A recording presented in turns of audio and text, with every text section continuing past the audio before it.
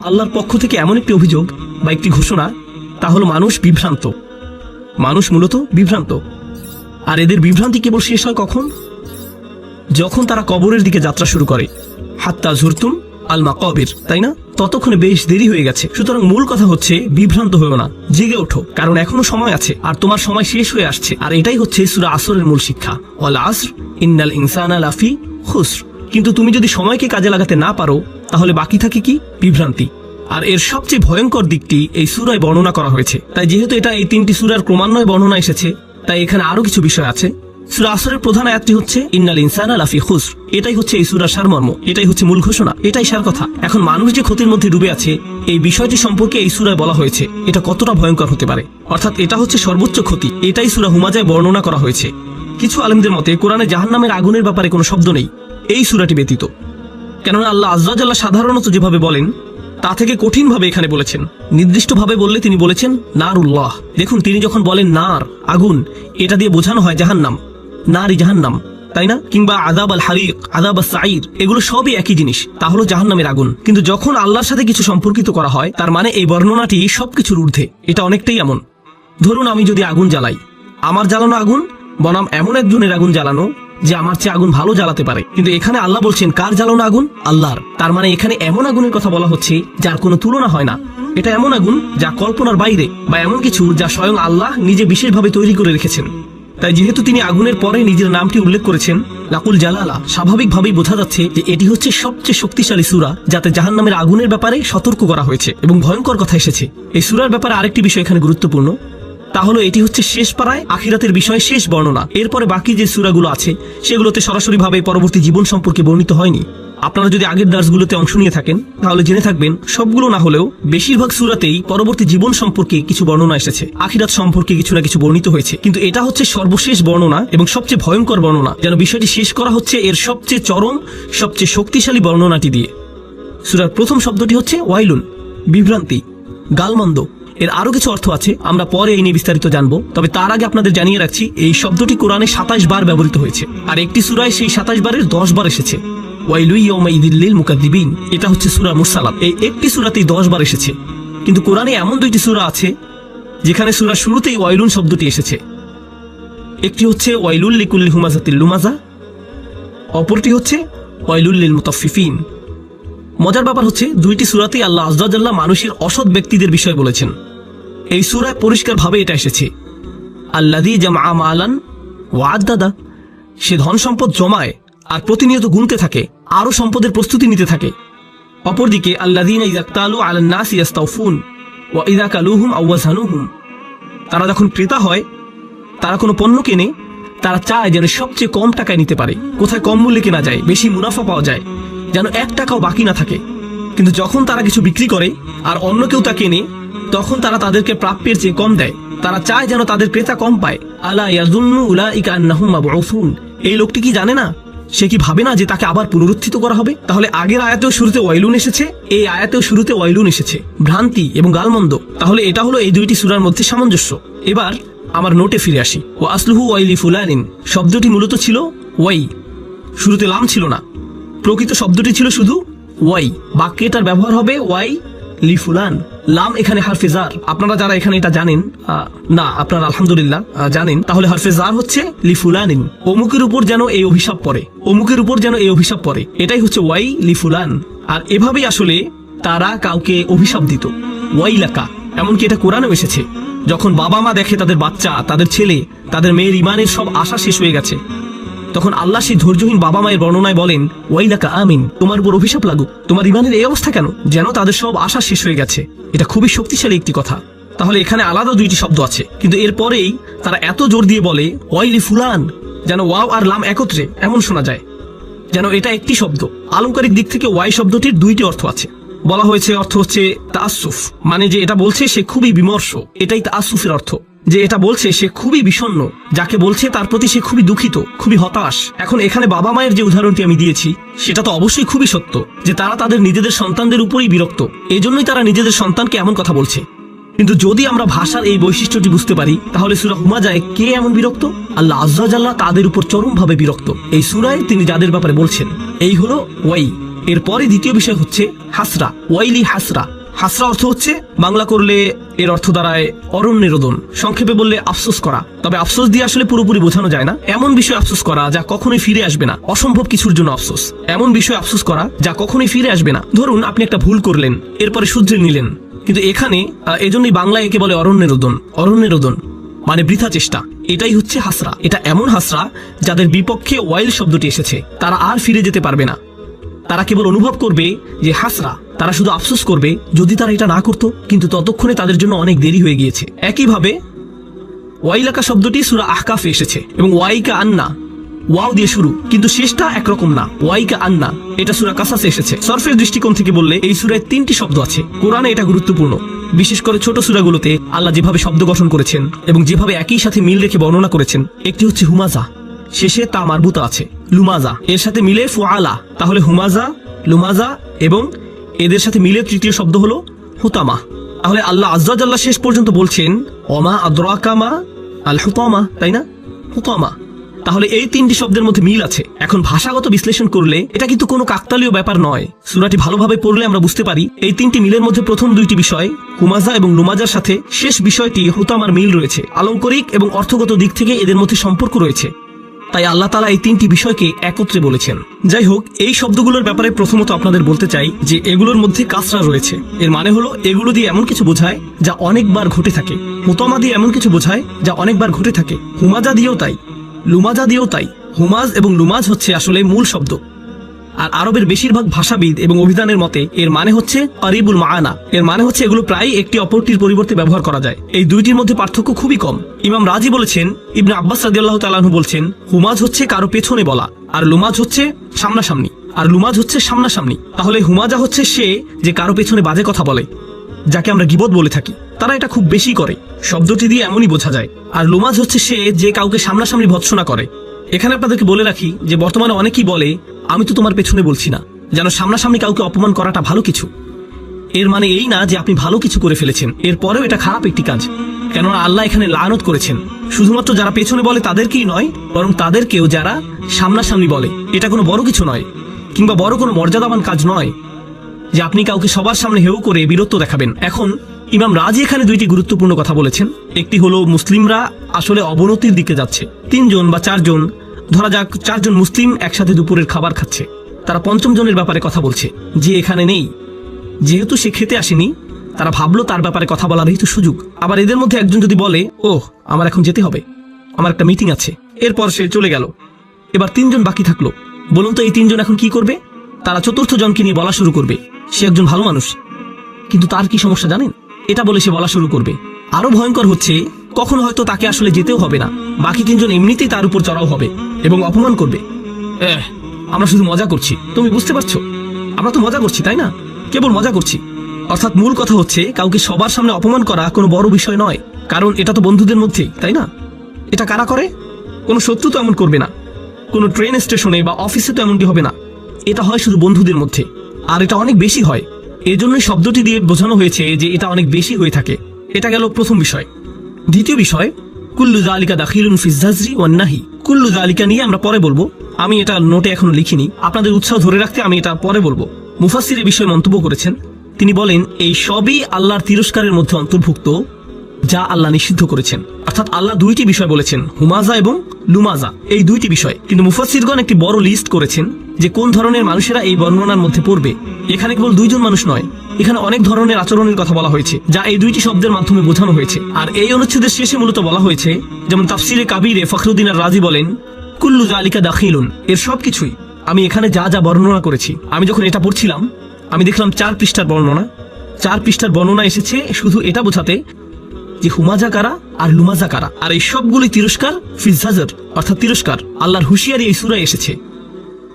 এরপরে যেটি গুরুত্বপূর্ণ তা হলো কখন এই ধরনের আচরণ হয়ে থাকে, কখন কেউ এমন আচরণ করে যা হুমাজ এবং লুমাজের অন্তর্ভুক্ত। তারা মানুষের সামনে এবং পেছনে অপমানকর কথা বলে। আল্লাহ এখানে তাদের কথা বলছেন যারা এটা অনেক বেশি করে, যাদের স্বভাবই এমন এবং সবসময় এমন করে। কিভাবে এটা মানুষের আচরণের মধ্যে ঢুকে যায়, কিভাবে তারা এমন হয়ে যায়, এটা তাদের ব্যক্তিত্বের মধ্যে ঢুকে যায়। তারা এর বাইরে অন্য কিছু ভাবতে পারে না, তাদের কোনো বড় লক্ষ্য উদ্দেশ্য নেই, তাই তাদের লক্ষ্য হয়ে ওঠে অন্য কেউ। অনেক সময় কি হয় জানেন, এমন সব নিয়ে পুরো উপন্যাস, টিভি শো, এমনকি পুরো সাহিত্যের পুরো একটা রীতি গড়ে উঠেছে। যখন মানুষের নিজের ভালো কিছু করার থাকে না, তারা অন্যদের নিয়ে বেশি চিন্তিত হয়ে পড়ে। এমনকি এই ধরুন হাস্য ব্যঙ্গাত্মক আলাপ বিশেষ করে মফস্বলে দেখা যায়, যেখানে সবসময় চলতে থাকে ওদের উঠান আমাদের চেয়ে বড়, কিংবা দেখেছো ওরা কি করছে, ওরা কেমন গাড়ি কিনেছে, আমি শুনেছি এটা হয়েছে সেটা হয়েছে। পাড়া প্রতিবেশীদের মধ্যে সব সময় এই সব আড্ডা চলতে থাকে, ওরা কেমন গাড়ি কিনেছে, আমি শুনেছি এটা হয়েছে সেটা হয়েছে। পাড়া প্রতিবেশীদের মধ্যে সব সময় এই সব আড্ডা চলতে থাকে। সমাজের মানুষেরা এমন মন্তব্য করে, এই তুমি দেখেছো ওই দিন সে কি পড়েছিল, ও আল্লাহ এইসব কাপড় সে কোত্থেকে কিনেছে। এইসব অপ্রয়োজনীয় কথাবার্তাই হচ্ছে হুমাজ আর লুমাজ। আর এগুলো কোত্থেকে শুরু হয়েছে? যখন মানুষের বড় কোনো লক্ষ্য নেই, যখন তার মন শুধু অন্যদের নিয়ে ভাবে। বলে রাখি, এখানে এটা এই জন্য গুরুত্বপূর্ণ যে এর আগের সূরাটিতে প্রাথমিক বিষয়ের প্রতি নজর দেওয়া হয়েছিল, তা হলো ইন্নাল ইনসানা লাফি খুসর। আর এই ক্ষতি থেকে বাঁচার প্রাথমিক চিকিৎসা হলো ইল্লাল্লাযীনা আমানু ওয়া আমিলুস সলিহাত ওয়া তাওয়াসাউ বিল হক ওয়া তাওয়াসাউ বিস সবর। এটাই আপনার প্রাথমিক ভাবনা হওয়া উচিত। যখন এগুলো আপনার মাথায় থাকে না, তখনই আপনার মন এইসব নিয়ে ভাবে। আপনার নিজের মধ্যে সমস্যা খুঁজে আপনি পান না, আপনার নিজের মধ্যে সমস্যা না খুঁজে আপনি অন্যের দোষ ধরে ব্যস্ত হয়ে পড়েন। আসলে সম্ভবত মুফতি মোহাম্মদ শফি দুর্বল ব্যক্তিত্বের মানুষ সম্পর্কে একটি উর্দু কবিতায় বলেছিলেন যে নিজের দোষ দেখতে পায় না, নিজের দোষ ঢাকার জন্য সে যা করে তা হলো সবসময় অন্যের দোষ খুঁজে বেড়ায়, সবসময় অন্যের দোষ খুঁজে বের করে, এভাবেই সে নিজের দোষ ঢাকার চেষ্টা করে। তিনি বলেন, আমি এখানে উর্দুতে কবিতাটির একটি লাইন পড়বো, কিছু মনে করবেন না। আরো কি আজমাত কে জানে কমজর্ফ জো ইনসা হতে হে। এর অর্থ হচ্ছে, যারা ব্যক্তি হিসেবে নিচু চরিত্রের তারা কিভাবে অন্যদের ভালো দিকের প্রশংসা করবে। তারা অন্যদের মধ্যে কেবলই সমস্যা দেখতে পায়। যখন কেউ অন্যদের মধ্যে কেবলই সমস্যা দেখে, সামনাসামনি কিংবা পেছনে, এর মানে কি জানেন? তারা নিজেরাই নিচু মানসিকতার, তারা মানুষের ভালো কিছু দেখতে পারে না, তারা শুধুই সমস্যা খুঁজে পায়। আর এতে তারা নিজেদের ছাড়া অন্য কারো ক্ষতি করে না। আল্লাহ আমাদের এই ধরনের আচরণ থেকে দূরে থাকার তৌফিক দিন। তো আমি আপনাদের সূরা তাকাসুর, সূরা আসর ও সূরা হুমাজার মিলের ব্যাপারে বলেছি, তাই আমি নোটের এই অংশটি বাদ দিচ্ছি। আমরা সরাসরি প্রখ্যাত ভাষাবিদ মুফাসসির আয-জামাখশরীর মন্তব্যে যাব। তিনি আল কাশাফ গ্রন্থ লিখেছেন। তিনি বলেন, আল হুমাজ আল কাসর, আরবিতে কাসর শব্দটি দিয়ে কোনো কিছু ফাটল ধরানো বা ভাঙা বা টুকরো করা বোঝায়, বা কোনো কিছু খণ্ডিত করা। সাহিত্যে এটা দিয়ে বোঝানো হয় কেউ যখন কারোর সাথে এমন ভাবে কথা বলে যেন সে তাকে ভেঙে ফেলতে পারে, শারীরিকভাবে নয় মানসিকভাবে। সে তার সম্মান নষ্ট করতে চায় কিংবা তার আত্মসম্মানে ফাটল ধরাতে চায়, এমন কিছু বোঝায়। ভাষাগত দিক থেকে এই শব্দটি দিয়ে হুমাজ এর মনোভাব বোঝায়। এরপর তিনি বলেন, লুমাজ আত-তাআন। লুমাজ হচ্ছে মূলত ব্যঙ্গাত্মক স্বর, কাউকে নিয়ে বিদ্রুপ করা।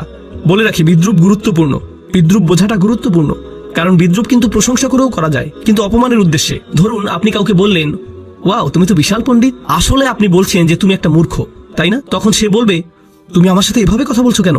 না না না, আমি বলছি যে তুমি একজন পণ্ডিত, তাই না? তো সে মনে করে সে এখানে কোনো ভুল করেনি, এটা কোনো ব্যাপার না। কিন্তু আসলে আল্লাহ তাআলা ভালোভাবেই জানেন সে এই কথাটা কোন উদ্দেশ্যে বলেছে। আর যাকে অপমান করা হচ্ছে বা ব্যঙ্গ করা হচ্ছে সেও এটা জানে, আর অন্তরেও এটা গেঁথে যায়।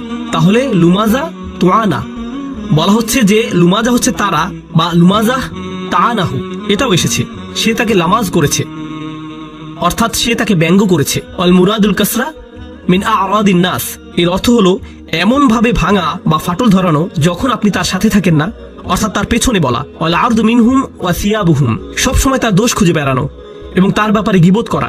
আত-তাআন ফীহিম, এবং তার ব্যাপারে ব্যঙ্গ বিদ্রুপ করা। বিনাউ ফুআলা, এর গঠন নমুনা বা সরফ হিসেবে ফুআলা শব্দটি হচ্ছে হুমাজার মতো। ইয়াদুল্লাহ আলা আন্না যালিক ওয়া আদাতিম মিনহুম, এটা দিয়ে বোঝা যায় এটা এমন একটা গুণ যা তার স্বভাবগত, সে সব সময় এমন করে। একই রকম আরেকটি বিষয় হচ্ছে মানে হলো কাউকে অভিশাপ দেয়া এবং কারো প্রতি ব্যঙ্গ করা। জামাখশরীর মতে এটাও হুমাজার অন্তর্ভুক্ত। কাউকে গালমন্দ করার অর্থ হচ্ছে কারো ব্যাপারে বাজে কথা বলা, এটা হচ্ছে লানা বা সত্যি সত্যি অভিশাপ দেয়া, কারো ব্যাপারে বদদোয়া করা ইত্যাদি। আর দ্বিতীয়ত আদাহিকা মানে হলো ব্যঙ্গ করা, কাউকে নিয়ে মজা করা এবং শাসানোর স্বরে কথা বলা। এখন কারো দিকে তাকিয়ে সুন্দর হাসি একরকম আর ব্যঙ্গাত্মক হাসি অন্যরকম। আমার মনে হয় আমরা সবাই এটা বুঝি, তাই না?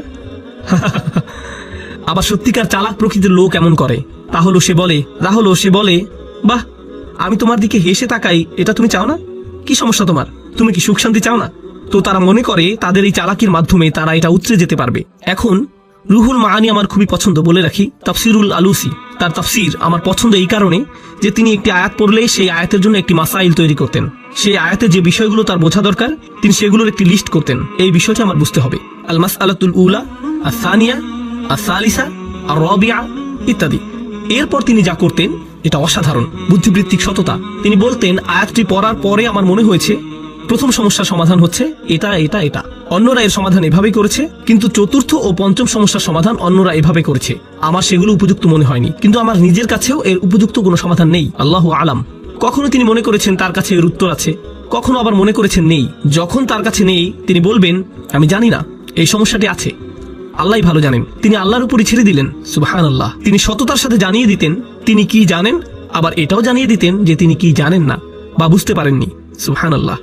এটা এই তাফসীরের একটা অসাধারণ গুণ, যার নাম রুহুল মাআনি। তো তিনি যে মাসাইলগুলো তালিকা করেছেন, আল মাসআলাতুল উলা আল ওয়াইলু লাফযুহু জাম ওয়াস সাকত। ওয়াইল শব্দটি এমন একটি শব্দ যার শব্দ প্রণালীতে জাম রয়েছে। গত সেশনে জাম নিয়ে আলোচনা করেছিলাম, কারো মনে আছে? জাম কি? দোষারোপ করা। মনে পড়ছে? দোষারোপ করা, এই শব্দটি দিয়ে কাউকে দোষারোপ করা হয়। কঠোরতা, ওয়াহিয়া কালিমাতু কুল্লু মাকরাবিন, এটা খুবই কঠিন বর্ণনা। এই শব্দটি দিয়ে তাদেরকে বোঝায় যারা মানসিকভাবে ব্যথিত, অর্থাৎ কেউ অন্য কারো কথা বা অঙ্গভঙ্গির দ্বারা অসহায় বোধ করে, কোনো না কোনোভাবে অপমানিত বোধ করে, অর্থাৎ যে এমন অসহায় বোধ করে তার অন্তর থেকে এই শব্দটি চলে আসে, তারা অত্যাচারের থেকে মুখ ফিরিয়ে নেয় এবং যে তার উপর অত্যাচার করছে তাকে ওয়াইল বলে সম্বোধন করে, কারণ তার আর কিছুই করার থাকে না। তাই এই অনুভূতিকেই এখানে ওয়াইল বলা হয়েছে। কেবল শব্দই নয়, সে যখন অপমানিত বোধ করছে, সে কষ্ট পেয়ে তার কাছ থেকে সরে গিয়েছে, এই অনুভূতিকে ওয়াইল বলা হয়। ও শেষ হওয়ার আগ পর্যন্ত প্রশ্ন নিতে পারছি না, দুঃখিত, কারণ এটা রেকর্ড হচ্ছে। হ্যাঁ, দুঃখিত। তো এখানে যে বিষয়টি বুঝতে হবে তা হলো, যখন কেউ অপমানিত বোধ করে এবং সে তার প্রতি ওয়াইল করে যে তাকে অপমান করেছে, কিন্তু এই সূরায় সেই মানুষ আসলে ওয়াইল করছে না। কেউ ওয়াইল করছে? আল্লাহ। অর্থাৎ মাকরুবের বদলে যে অপমানিত হয়েছে তার বদলে এখানে এই শব্দটি ব্যবহার করে আল্লাহ তার পক্ষে দাঁড়িয়েছেন এবং স্বয়ং আল্লাহ তাকে তিরস্কার করছেন যে অপমান করছে মানুষকে। সুবহানাল্লাহ। এটা খুবই সিরিয়াস ব্যাপার, কারণ সাধারণত ইসলাম অধ্যয়নে আমরা দেখেছি কেউ কারো বিপক্ষে বদদুয়া করা নিয়ে বিভিন্ন বর্ণনা পাই। উদাহরণস্বরূপ ইয়াকুম ওয়া দাওয়াতাল মাজলুম, বিখ্যাত হাদিস। মজলুমের বদদুয়ার ব্যাপারে সাবধান। যদি মজলুম আপনার বিপক্ষে বদদুয়া করে, সাবধান। বুঝতে পারছেন? এটা খুবই সিরিয়াস ব্যাপার। এরপর আসবে এর চাইতেও বড় কথা, যখন ফেরেশতারা কারো ব্যাপারে বদদুয়া করে, উলাইকা ইয়ালআনুহুমুল্লাহ ওয়া ইয়ালআনুহুমুল লাঈনুন। এটা খুবই সিরিয়াস ব্যাপার। কিন্তু এই সব কিছুর উপরে যখন আল্লাহ বিশেষভাবে স্বয়ং আল্লাহ কারো ব্যাপারে ওয়াইল বলেছেন, এটা কতটা ভয়াবহ হতে পারে? এটা খুবই ভয়ঙ্কর ব্যাপার। এটা খুবই খুবই ভয়ঙ্কর ব্যাপার। এটা বিশেষভাবে উল্লেখ করা প্রয়োজন, কারণ আমরা এটাকে উল্টোভাবে নিয়েছি, একে আমরা খুবই হালকাভাবে নিয়েছি। এরপরে যে বিষয়টি বলবো, এখান থেকে আরবিতে কিছু পয়েন্ট আছে, আমি সেগুলো পড়ছি। বলা হয়েছে যে ওয়াইল শব্দটি দিয়ে কুৎসিত কিছু বোঝায়, অর্থাৎ এটা দিয়ে কেবল তাকে বোঝায় যে কোনো জঘন্য কাজের সাথে যুক্ত, নিকৃষ্ট, বাজে, কুৎসিত এবং ন্যাক্কারজনক। ওয়াইস ইস্তিসগার, ওয়াইলের বদলে ওয়াইস আসার কারণে লামের বদলে আমি শব্দের শেষে কি বলেছি? সিন। এটা দিয়ে বোঝায় সমাজে কাউকে ছোট করে দেখা, অর্থাৎ কাউকে হীনমন্যতায় ভোগানো। ওয়াইস দিয়ে এটাই বোঝায়। যাই হোক, ফানাব্বাহা বিহাদা আলা কবহি হাদাল ফিল, এই কাজটি কতটা নিকৃষ্ট তা সম্পর্কে আল্লাহ জানিয়ে দিলেন। মূলত তিনি সতর্ক করলেন। ওয়াখতালাফু ফিল ওয়াইর আল্লাযী ফি হাযিহি সূরা, এই সূরাতে যে সতর্কতা দেয়া হয়েছে তা নিয়ে মুফাসসিরগণ ভিন্ন মত পোষণ করেছেন। হাল ইয়াতানাওয়ালু কুল্লা মান ইয়াতামাসসাক বিহাযিহি তারিকাতি ফিল আফআলি রাদিআ, যারা এমন আচরণ করে প্রত্যেকের জন্য এটা প্রযোজ্য, এই জঘন্য কাজ। অন্যভাবে বললে আল্লাহ এখানে যাদেরকে সতর্ক করেছেন এটা কি প্রত্যেকের জন্য প্রযোজ্য? আও নাকি হুয়া মাকসুম বি আকওয়াবিন মুআয়্যিনিন, এটা কি প্রত্যেকের জন্য প্রযোজ্য, নাকি এটা নবীজি সাল্লাল্লাহু আলাইহি সাল্লামের সময়ে বিশেষভাবে নির্দিষ্ট কিছু মানুষের কথা বলা হচ্ছে? আম্মাল মুহাক্কিকুন, গবেষকদের মতে, ফাকালু, তারা বলেন, ইন্নাহু আমুন, এটা সবার জন্য, লিকুল্লি মা ইয়াফআলু হাদাল ফিল, যারা এমন করবে এটা সবার জন্য প্রযোজ্য। কাইনান মান কান, সে যেই হোক, ক্বালা মাকাতিল, এটা যে কেউ হতে পারে। এই কথা বলার পর তিনি বলছেন, যখন সাহাবারা এটা শুনেছেন তারা ভেবেছেন এটা কোনো নির্দিষ্ট কারো ব্যাপারে বলা হচ্ছে। এটা কিন্তু এই মন্তব্যের বিরোধিতা করে না। মন্তব্য হচ্ছে এটা সবার জন্য প্রযোজ্য। কিন্তু সাহাবারা যদি মনে করেন এটা অমুকের ব্যাপারে বলা হয়েছে, এই আয়াতটি তমুকের ব্যাপারে নাজিল করা হয়েছে, তারা মনে করছেন না যে এটা শুধুমাত্র সেই লোকের ব্যাপারে বলা হয়েছে। মূলত সাহাবারা আমাদের শেখাচ্ছেন যে আপনার যদি সুনির্দিষ্ট উদাহরণ লাগে, এই যে একটি উদাহরণ, নাজালাত ফিল ওয়ালিদ ইবনে মুগীরা, ওয়ালিদ ইবনে মুগীরার ব্যাপারে এখানে বলা হচ্ছে। নাজালাত ফিল আখনাস ইবনে শুরাইক, আখনাস বিন শুরাইকের ব্যাপারে এখানে বলা হচ্ছে। কানা ইয়ালমিজুন নাস, সে মানুষের উপর দোষারোপ করত এবং মানুষকে তিরস্কার করত। ওয়ায়াগতাবুহুম, সে মানুষের নামে গীবত করত, মানুষের পেছনে সমালোচনা করে বেড়াতো, বিশেষভাবে রাসূল সাল্লাল্লাহু আলাইহি সাল্লামের নামে। তো দ্বিতীয় সমস্যাটি, আসলে আমরা এটা আগেও পড়েছি, ওয়াহিয়াল মাসখারা, এটাই হচ্ছে দ্বিতীয় বিষয়। ওয়াহিয়াল মাসখারা আল্লাতী তা'তি বিল ওয়াবিদ ওয়াল আদহিক ফাআদহিকু মিনহুম ওয়াল ইয়াসতিন, যেটা ছিল বেদুইনদের স্বভাব, যারা ভার হিসেবে পরিচিত ছিল। তারা সবকিছু নিয়েই ঠাট্টা করত। এখন ভার বলতে মঞ্চের স্ট্যান্ড আপ কমেডিয়ান হতে পারে, আবার এমন মানুষও বোঝানো হতে পারে যারা সব সময় ঠাট্টা করতে থাকে, সবকিছু নিয়েই মজা করে। এটা মাঝে মধ্যে করা যেতেই পারে, কিন্তু আবার মাঝে মধ্যে সমস্যার সৃষ্টি করে। এখানে বলে রাখি, আমরা এমন একটি কালচারে বাস করি, কমেডি কালচার। আমাদের আনন্দের বড় জায়গা জুড়ে আছে কমেডি, স্ট্যান্ড আপ কমেডি জাতীয় বিষয়। আপনি যদি কমেডিগুলো ভালোভাবে দেখেন, এখানে কিছু বিষয় স্পষ্ট দেখা যায়। প্রথমত নির্লজ্জতা, বেহায়াপনা এবং নির্লজ্জতা। দ্বিতীয়ত অন্যদের নিয়ে মজা করা, তাদের বাচনভঙ্গি, তাদের জাতীয়তা, তাদের জাতি নিয়ে মজা করা। আর আল্লাহ আযজা ওয়া জাল্লা এখানে এর পুরো বিপরীত কথা বলেছেন। নির্দিষ্টভাবে বললে বিশ্বাসীদের জন্য, লা ইয়াসখার কওমুম মিন কওমিন, কোন সম্প্রদায় যেন অপর সম্প্রদায়কে বিদ্রুপ না করে। কিন্তু এটাই হচ্ছে কমেডি। কিন্তু আমরা মনে করি, আরে এটা তো কেবল কমেডি, ওরা তো শুধু মজা করছে। কিন্তু মুফাসসিরগণ এই বিষয়টি এখানে বর্ণনা করেছেন। বিরতি নেবার আগে, ওয়াইয়াশতিন, এমন কেউ যে কাউকে অপমান করে এবং গালমন্দ করে, অর্থাৎ অপমানের ভাষায় কথা বলে, তাদেরকে নিয়ে মজা করা একটি বিষয়, অপমানের ভাষায় কথা বলা আরেকটি বিষয়, এবং কিছুটা শাসানোর স্বরে কথা বলে। এই সবই হুমাজা ও লুমাজার অন্তর্ভুক্ত।